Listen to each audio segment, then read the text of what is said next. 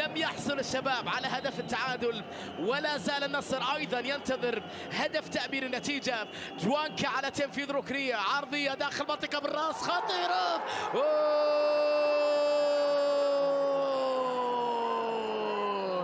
الشوارخ يا إلهي، عاد الليث من جديد، عاد الليث من بعيد بضربة راسية هائلة رائعة جدا. الله على جوانكا، الله على جوانكا. الضربة الراسية كانت بعد كرة عرضية جاءت بالمقاس على الراس، رائعة جدا. المدافع الشاب المتألق محمد الشويرخ يسجل هدف التعديل في هذه المباراة. عرضية رائعة وارتقاء جميل وضربة راسية. يلا شباب، يلا شباب، يلا كرة، يلا عودة في هذا الديربي. الهدف اللي يعيد المباراة إلى التعادل مرة أخرى بعد ارتقاء رائع من جانب محمد الشويرخ، لتكون مباراة في غاية الصعوبة على الفريق الأصفر في هذا اللقاء المدخم